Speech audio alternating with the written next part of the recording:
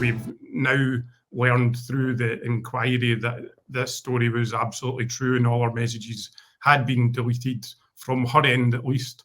We've had a bit of a glimpse into why she wouldn't want those messages to be in the public domain via some messages which have emerged that she wrote that other people had received.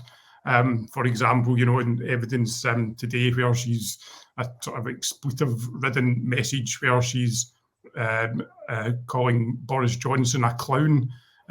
So the question really is what is in all of these other messages that we'll never see.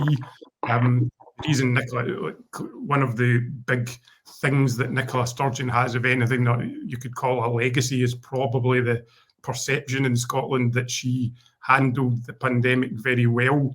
You can see how the release of these messages, what we've seen already is seriously damaging that perception. And I would imagine that if you had the full gambit of messages, it would be damaged far more. I think it is the Scottish Government's Partygate. I think the shame is that we're now 2 years further down the line. COVID, thankfully, and the lockdowns and everything that we went through is quite a long way in the rearview mirror now. Whereas when Partygate broke in December 2021, it was still a very real and very sort of tangible threat.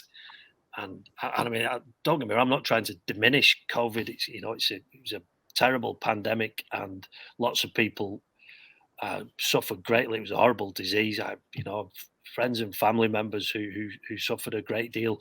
The point is that the experts are saying perhaps we didn't need to go that far, and it was known at the time we didn't need to go as far as we did.